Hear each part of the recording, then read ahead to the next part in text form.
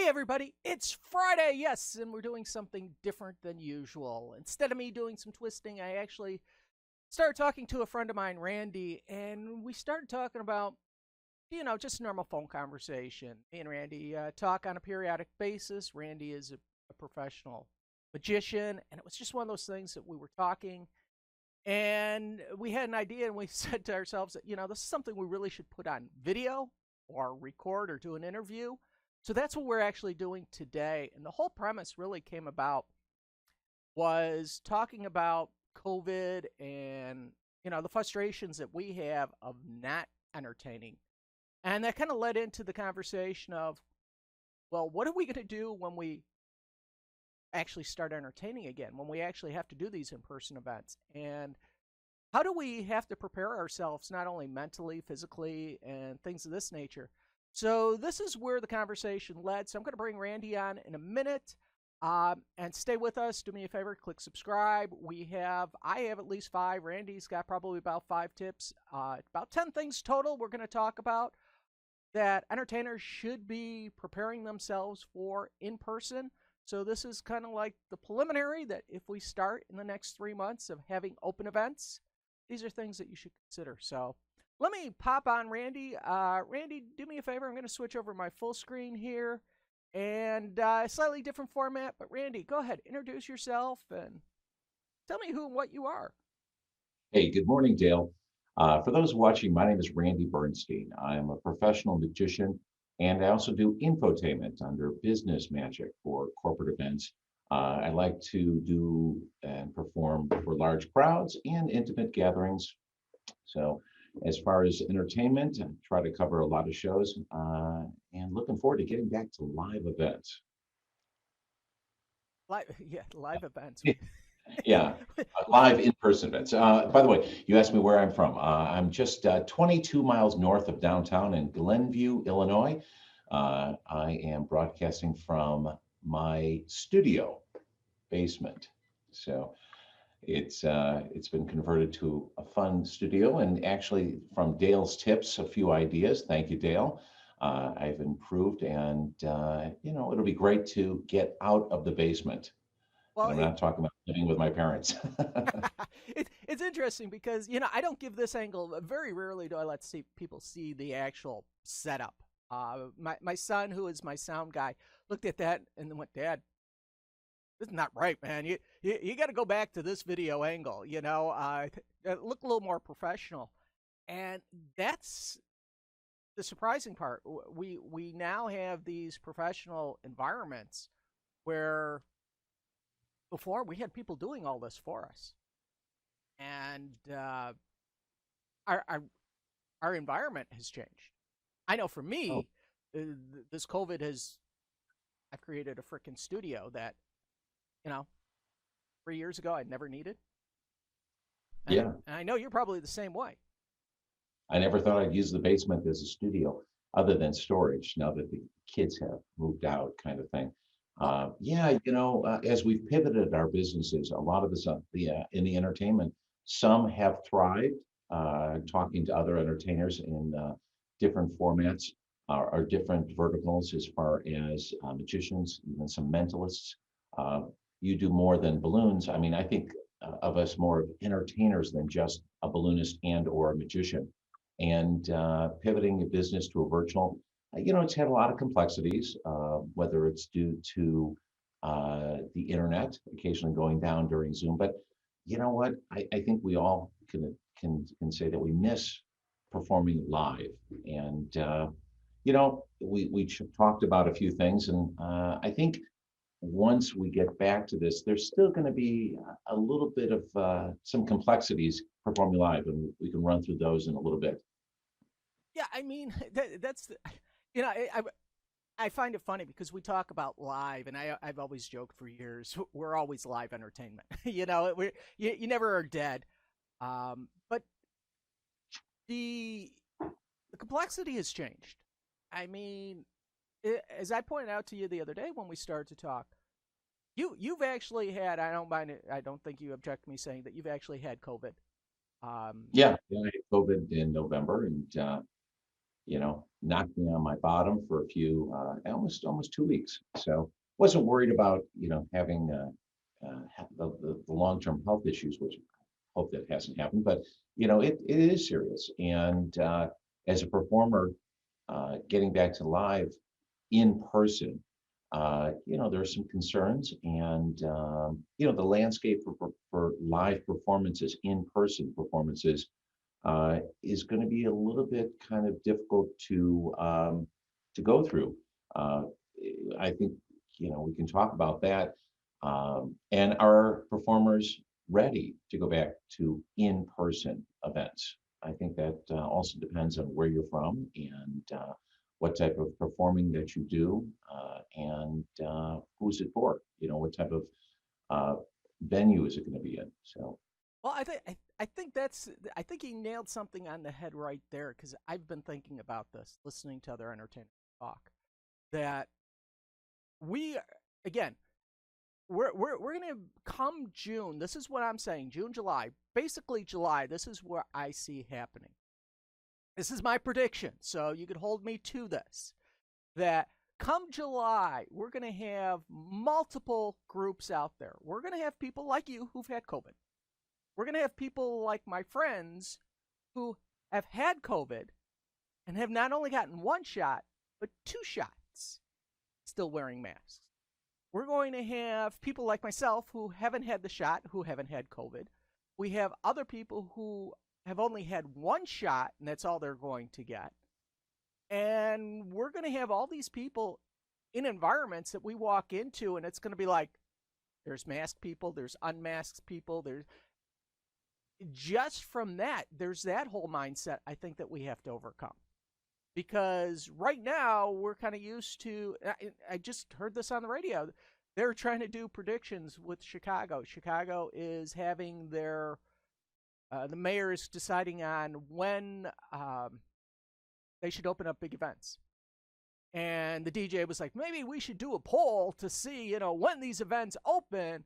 And, if these events are actually going to happen, which now, I mean, what is your take on it? When you go out, are you looking at masked people? Are you thinking this as an entertainer when you walk into a room? oh, absolutely, absolutely. I think you have to consider, as far as uh, is your entertainment, is it hands-on? Can you perform from a distance? I the approach is, I think for summer, a lot of people, a lot of entertainers can agree, hopefully, that we'll be performing outside, which in itself, has a few obstacles to overcome occasionally. Weather is always our biggest issue. But you also have, when you're outside, you also have to change out your sound system. These are the things that can come up. But yeah, I'm always concerned if I'm going into a place, do I have a mask on? Do other people have masks on? And still, once we do get the shots, there's the question, are we okay to go anywhere we want? Yeah. Can we still have COVID and give it to somebody even though we have our shots? So those are some things that I don't know how to address right now. But as a performer, I'm ready to perform outside. I did last year. I think I even sent you a picture. I used the hula hoops, and I call them social distancing hoops. And it was great because we still weren't sure about what the guidelines were, but kids were really good at staying inside those hoops. Um, it just depends also on each, how do I put this? Each company and or whoever's having the public event. That's going to be a big issue. Can people put on private events? Private events, I think you're going to see a lot more happen, but the public events, like you said, the festivals, the fairs, the street parties, or the block parties, I truly believe that corporate is not going to be happening in Chicago live for till after summer. We can talk about that. I don't know if you want to dive into that, Yeah, but well, yeah, I think if people are going to be wearing masks, or at least the people in the audience, maybe if you're far enough away, especially outside, I think I'm comfortable. I think I'm becoming more comfortable with that, but we'll have to see. well, I think that I think the public is going to be more into it once these larger venues open, where you have the Beyonce's, you have all the top stars actually coming back and filling stadiums that people are going to be, the festival market. I wrote about this last year, back when COVID started, was the industry is watching Disney. We're watching large corporations. We're watching large venues to see what they're doing. And we're then modeling ourselves. As entertainers, we look at what local businesses are doing. And I'm sure, this is probably something you watch, Randy, is the trade show market, because that's part of your field. Absolutely. In some cities, I was reading, I think in Las Vegas, they're going to really start opening stuff as of May. And I'm still not quite sure when they say open it. But if I can piggyback that by saying, a lot of us, as far as entertainers, are going to be in some way maybe going to a hybrid style entertainment program where you're going to have a Zoom camera there. You're also going to have you're going to be able to perform live. And so for the people that don't feel comfortable or have some type of issue with being in crowds, because of COVID, you're going to be able to Zoom part of the program and the performance. So that's another interesting fact that these are things that we're going to have to deal with, in the next season as it comes up. You know, as an entertainer, I think that people are so ready to get back to live events. And that's also for sporting events. It'll be interesting to see what happens with being in Chicago, Cubs and Sox this summer, whether they're going to be able to have people, I hope, people at the game. We'll see what happens. What are your thoughts on that? I mean, And this is the feedback I'm getting. I'm getting a lot of feedback because I've been on the phone talking to libraries. I've been talking to park districts. And this is something that I just blogged about. And this is something that I didn't even tell you, Randy. This is news to you, but you probably have an idea about this. I talked to a park district. They hired me last year. They canceled because of COVID. No big deal. I think everybody is calling up their old clients who canceled and said, hey, are we on for this year? Just to keep that relationship. And I found out, talking with her assistant, that they are sitting on their hands at the moment because they are waiting for the school district. Now, follow my path here. Schools and park districts have to follow the federal. Then from federal, they go to state. From state, they go to city. And then from city, schools have to follow their school board regulation. Well, as you know, we both have kids. Your kids are older; they're in college, so they don't have to deal with this. But they're actually out of college. So. All right, they're right. Okay, your kids are set. Mine are still in school. Got one going into 8th grade next year, and I got another one going from 7th into 8th. And the problem comes about is the school board is setting up the policy based on COVID. Now, this is crazy. If you've ever seen school boards, my wife is totally frustrated with school boards due to the fact that school boards' tendency to make things up as they go along and then change it and then present it to the parents and then do something totally different. Well, the school boards are going quarter by quarter. Now, follow me. So in the first quarter, we were doing no real school. Second quarter, we started talking about hybrid. Third quarter, we're still doing some hybrid, and fourth quarter, we're doing hybrid with e-learning. Now, e-learning spread out through this, but the fourth quarter, they're actually talking about the kids going to school full time. At no point has the school board addressed the issue to park districts if they're going to allow their buildings to be used for outside activities. Right now, I was talking with a lady who is a swimming coach. I said, how's things going with COVID? She goes, interesting. Chlorine kills COVID, but the kids are not allowed to go into the pool because they may have COVID. And she's like, well, these kids go to school here. They actually go to school here. It is not like we are bringing outside kids in. We are actually bringing your student body, which have been there all day, who've gone into the pool, and they're like, we don't allow that. Our pool's closed. So now the park districts are sitting there going, We don't know if we have locations. Now think about that for a second. How many schools are used for summer park districts? I mean, a majority of the programs I do are at other facilities. And this is the same thing with their daycare. So I don't know if you've run into this yet or even heard about this. Yeah, I don't, you know what? I didn't do any inside shows last summer. Everything was outside. So, Well, um, that was but what. yeah, I mean, I know what you're saying. I know like Buffalo Grove Park District during the summer uses um, some of the local schools because they have indoor gymnasiums that they can use. They have other Yeah, facilities. So that in itself is going to be another issue they're going to have to come up with. yeah, and But then I, see, and that's why entertainers are kind of sitting around, and as much as we talk about, hopefully we're going to come back in July. It's really going to be questionable when we come back in July, because when I was talking to these same program advisors, they go, especially doing a program tonight, and her comment was, I do the day off programs. And she goes, when it rains, we need a place to shelter these kids. mhm, So that's what they're concerned about, is sheltering kids with bad weather. So if you got day camp, you have to find a place to shelter the kids. Well, if you got 250 kids, you can't put them in a community room and still have them spread apart. Right? So right. that's where they're sitting and struggling, which it's a domino effect. We're all sitting and waiting. So that was some information I came out with the other day that, like I said, talking to people I learned.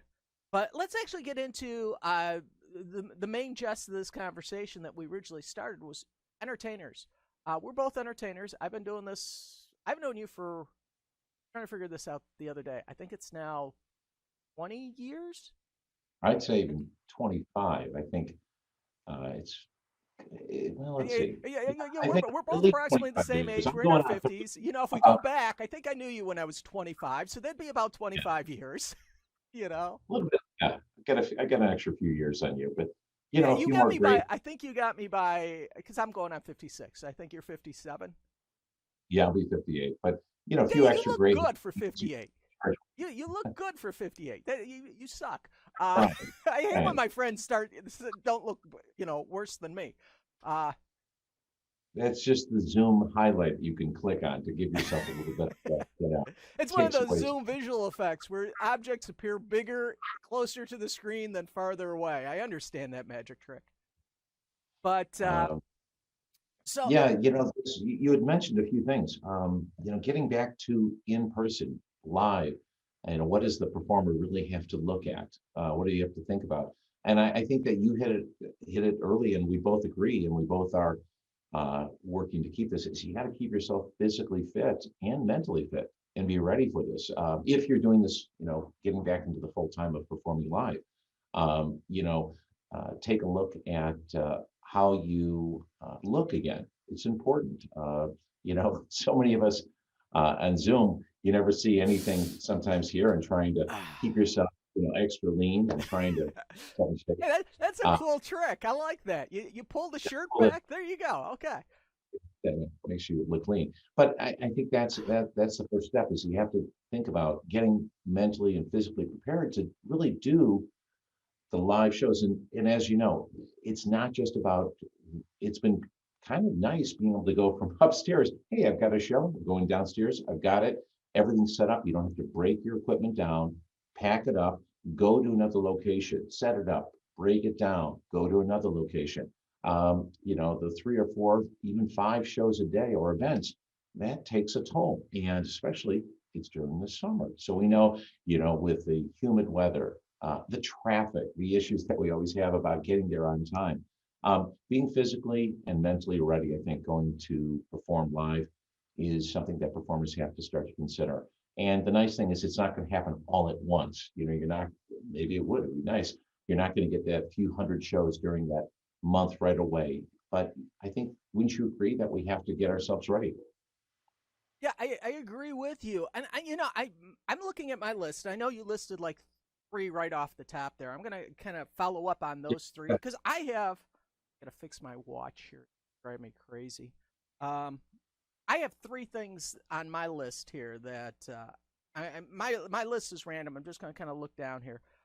Exercise. I do believe in exercise. You're a big fanatic. I know you like working out. I've been doing P90X for a couple years now, for a dozen. Um, but one thing I've looked at and I've learned is it's not just all exercise, core exercise, building that stomach up, building those back muscles up, because we forget that we're standing again. We're standing on concrete. We're standing, you're on a trade show floor. Trade show floors have, if you're in a good booth, we know you have 2 inches of cushion and then concrete. If you have a booth that, it's cheap on their cushioning, you're standing on what, an eighth inch of foam and then concrete? If you're lucky to get foam, it's usually just that rolled out carpeting. Yeah, Uh, and but it's but terrible. you're right. I mean, it is, and getting the comfortable shoes again. We've all been, and I don't mean to say all of us have been stagnant, but absolutely, keeping yourself.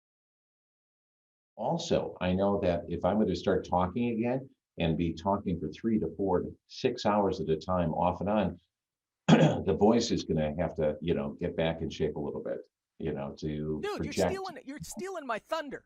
Oh, I'm sorry. Hey, Well, we're talking about being physically in shape. So, why don't you run down your all right, list let me go and down what I have yeah, here. Core go ahead. reducing, like I say, work the core, exercise. I agree with you there. Yeah, one of my things is talking. Uh, I was a college instructor for 15 years. I I became very good at projecting my voice. I know you're very good at doing that. You got a radio voice. Okay, I got a high pitched squeaky voice. You got that deep down full radio voice. I wish I had, but I know I'm. You see me drinking. I got my tea, um, with honey. Throat coat, clear up stuff. But just preparing yourself, because I find, even though I've had no reason to talk 40 minutes straight. Even in an interview like this, it's stop and go. But when I'm doing a show, that's me at least 30 minutes of pumped up energy, and that's using my voice. So yeah, I recommend some kind of vocal me. You know, just think drinking water, yeah, staying hydrated, big thing. Mentally prepared. This one I think is probably one that is so underrated that we don't think about it. I have found myself many times, and tell me if you've ever done this, Randy, where you're doing something maybe different in your show, or you haven't done a show, and you go to bed and you don't sleep. Have you ever found yourself tossing and turning, thinking about a show that you're going to do? I think that doing something different in a show, you know, you just have to take your time.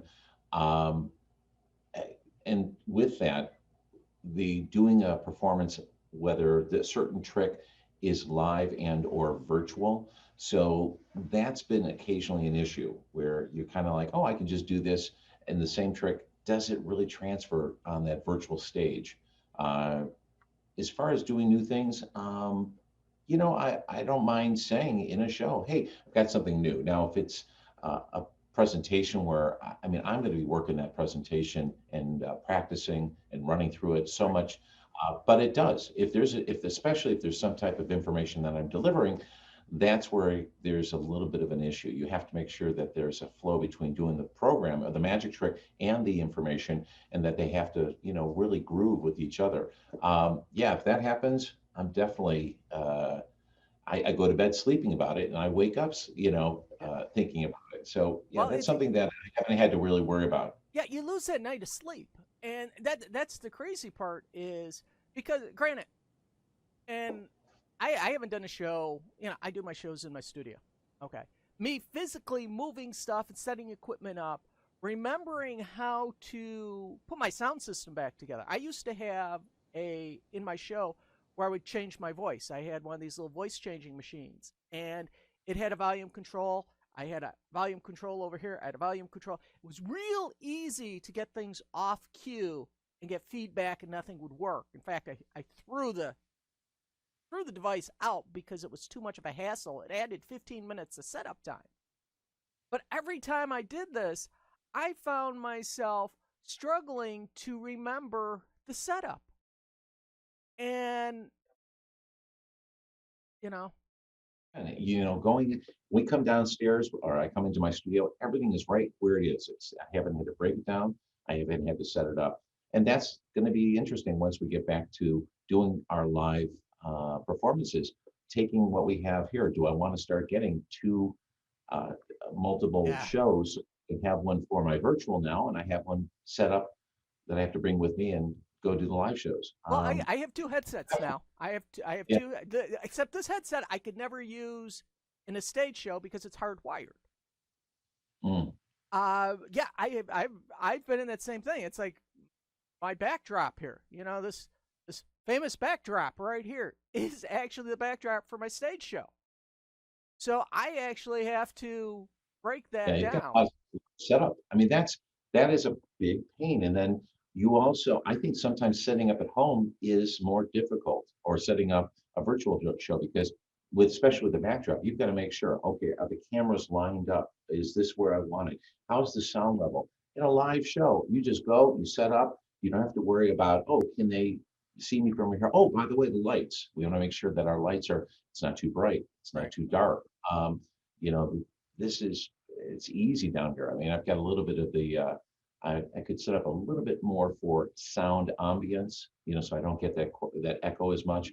But yeah, going to live and virtual, these are going to be two things that entertainers are going to have to deal with again. And I mean, I know you're working tons of shows during the summer. Traffic during the summer is going to be horrible around Chicago. Oh, So have I have that on my list Oh, because okay. So run through your list so I all don't. right, and no, here, Right. extra drive time. Okay, Yeah.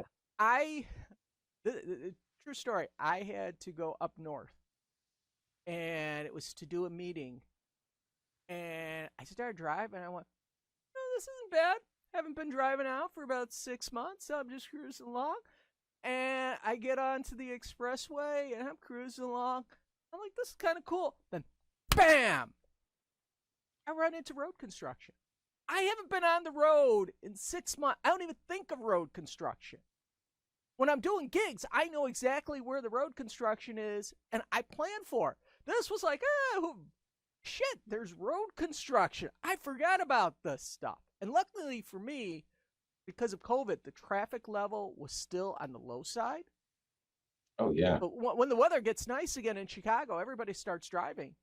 And it's going to be a situation where, again, we're not familiar with our roads. We haven't been on them. And that's where, plus the other check-in things. I don't know how much COVID requirements are we still going to do. Are we going to have to sign documents? Are we going to um, do the temperature check? What's going to be the requirement? What the setups are? So yeah, I'm drive time. Whatever your drive time was, add additional 15 to 20 minutes to it. Just if you're Oh, yeah. normal, you're used to getting there an hour early, plan on giving yourself an hour 30 because, again, you're going to have to remember how to drive. Um, Especially, I haven't been driving. So, all right, so let's see. I got in here. We talked about exercise. We talked about talking more, prepared mentally, allow extra drive. Last one I have is, and this is something I didn't think about, but it's becoming very relevant. Mhm. Like what was it? 1999 was just a couple of years ago. We joke about that. That was 20 years ago. Our music that we played, our 2018, 2019 music, which was so cool, so relevant, and that those sound things we had, freaking 2 years old. Some of these kids that won't even have. I used to change. I had a reference in one part of my show where I used to talk about Lady Gaga. I still have to ask kids now if they know who Lady Gaga is, and she's actually in the news again. But there are bits that I have to refresh due to the fact that that's not popular anymore. I now have to talk Oh, about TikTok instead of saying Snapchat. yeah, it is. That is interesting. And You've and, got to and make sure you stay fresh with it. Um, although for me, as I said, half my shows don't even use sound when I'm doing presenting for trade shows and or at conferences. But when I do use music, I do try to change it out because I want it to be fresh. You also mentioned, changing out things between 2018, 19, and 20. and even here into 21. So if you are, and this is another subject total, but you could think about it, hey, these are clients last time they saw me. Is my show going to be the same as it was when they saw me live in 2019? And that's, you have to think about that. Do I want to change my music? I actually use a lot of music through subscription-based premiumbeats.com so that I can have the license. Right. That's important for me. And especially if you're recording this, that Facebook or any of the other Yeah. medias, they will cancel your sound if you want to broadcast it on a Facebook or Facebook Live because you can't use the license, obviously. But that's another issue in itself. But yeah, getting back to this, if you are coming back to live, the last time you worked with the client, is it going to be the same show that they saw 2 years ago? Well, it's been 2 years. Do they remember?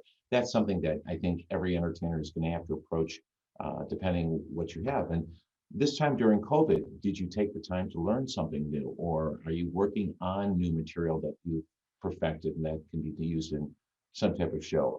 I know that I have. I think also just one of the thing, getting back to, we've had this perfect type of a studio that we've worked in, this Right. format, and we've gotten used to it. I mean, other than me turning the heat on, for the basement, You mean you don't it's a have the great guy going, environment. "You stink"? Yeah, I saw we that don't have on that. YouTube.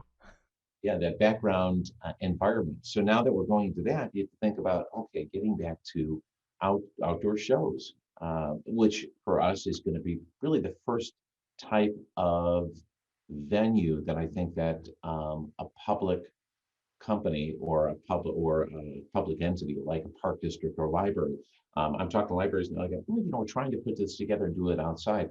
You have to also be very flexible with the weather. Okay, as you said, if we can't go inside, your cancellations or rescheduling. I mean, that was a nightmare last year for entertainers. Yeah. So, how are you going to approach that this year? Obviously, taking deposits, can they reuse that? And I think that the magician entertainer has to be very fluid and a lot of empathy involved. So, weather coming along with the traffic, these are just all the things that we always have to deal with. I think we talked about COVID and the restrictions that it's going to be, that we're going to encounter, whether it's outside, inside, how many people. And as I said, I'm going to be doing both, I hope. And if I have to wear a mask, obviously, that's another thing that I'll have to address. I tried those masks that you can see the faces in it. That's okay, but you can definitely, that fogs up. One other thing that we talked about, and I think that's up to the individual, you know, this has been interesting with trying to put and I'm not going to quote fees here, but performance fees, the fee being back to a virtual versus a Yeah. live in person. And we don't talk what performance fees are Right. here, but I think that's something that the entertainer is going to have to kind of approach going, you know, am I going to raise my fees or am I still back in 2019 in fees? These are just so many things that I think the entertainer really has to sit down and think about moving forward and moving your business forward. Well, that For a lot of us, it's going to be almost like restarting a business again. We talked about that, back when this first happened, and then what's going to happen over the summer. And we both agree that, private events are still going to happen. I don't think they're going to be quite as big, but definitely it's going to change our performance fees, and we'll see what happens. What do you? that is something that I was actually talking to an agent friend of mine. Yes, I've been doing a lot of trying to stay up on talking with people, and as he told me, the market is not going to be what we expect it to be. It's going to be a different creature. We're going to have to evolve. Things that we expect are not going to be there, and vice versa. It is something for full time entertainers. This is going to be a big learning curve for us because, again, as you point out, and I talked about this briefly, fees have to change because if you did your last, let's say for 2019, some reason you slightly took off, or you were just getting into the market, you haven't established your price, or you're spinning off. What I saw in with the beginning of COVID was entertainers, corporate entertainers like yourself, who stay current in the market, we're now seeing their industry gone with the trade show business. You then focus back onto the smaller venues. And the people who normally work the smaller venues are going, whoa, I'm seeing these acts now that I normally wouldn't see being offered. And they're bringing in these huge stage. The thing that I relate this to is the guy the illusionist, who has the birds, the dogs, the lion in his show, going, hey, I'm on Gig Masters, man. I don't have any work this month. I'm going to do my whole $5,000 stage show for $350. And the guys who's going, I have 2 doves. How do I compare it to a whole lion? That's what I saw happen in our industry. The industry became much more competitive. Mhm. Well, you also have with the professionals now competing Yeah. tighter because there's really less markets. Well, the entertainers also are realizing that, I put a few advertisements out, and I'm getting calls from New York and California because they somehow saw a Google search because of virtual shows. And, that traditional market had expanded. And that was really kind of nice for entertainers. Now, you know, people are going to start slowly moving back where, I'm talking to, people in New York, well, we'd love to hire you live, but we're not going to fly you all, on a private show, fly you out here. Right. Occasionally get that once in a while. But it'll be interesting. I mean, I've got so many ideas about what's going to happen. Personally, I think each person is going to have to take it and do what works for them. And, there isn't going to be one set type of a formula for success, but it also depends on where they are too. Different restrictions in different parts of the country. It depends on, how comfortable people are. And you're right about that large, massive stadiums. I don't think that's going to be happening a lot, or at least happening soon. And It's not going to be happening in Chicago. no, not in our yeah, environment now. yeah. I mean, Our governor, our mayors now. I'm talking to people, I'm talking to companies, and they're telling me nothing live at least until fall. And we're talking on a company because once again, am I going to have to sign something? Hopefully I'll get my shot and be vaccinated towards that time of the year. Just, I think a lot of people just don't know what's going to happen. And that uncertainty. Hey, Randy, do you think that's going to be, people have talked about this before in our industry, saying that I have insurance. Okay, I don't hire the guy down the street because he doesn't have insurance. I have liability insurance. I'm a real corporation. I pay taxes, blah, blah, blah. This is a hobbyist. And some people use it as marketing tools. Do you think people are actually going to start saying, I've had COVID, I've had a COVID shot, and they're going to actually put that on their marketing material? I don't think I would put it on my marketing material, but I would stress that's important for anybody who wants to go work out into the public.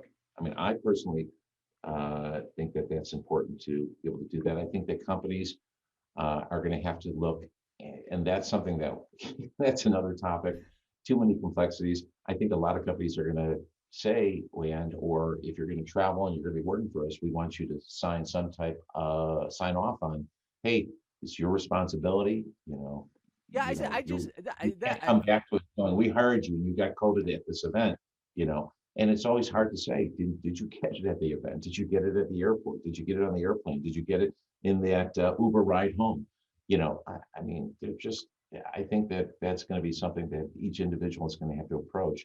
And, you said it best. Disney does a great job of putting their parks and getting them up and running and using that and kind of seeing where their format and how they do things. You know, I would love to chat with you again. I know that we're running down on time. I was looking at that, like I got a clock up there. But I think it'd be great to get a forum together, and any information you can offer that you might have heard would be awesome, because I haven't really heard anything for entertainers like this.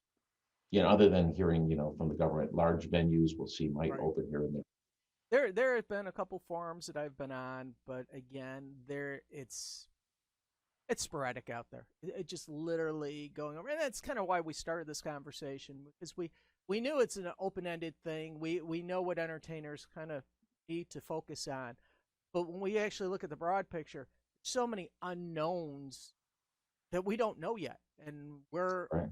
I hate to say this, come March, just around the corner, it's going to be a year for me that things shut down in Illinois. Same for you, and it's just we still got these questions. So it was fun having you on here to talk about this because, like I say, we're two entertainers. We do this for a living full time.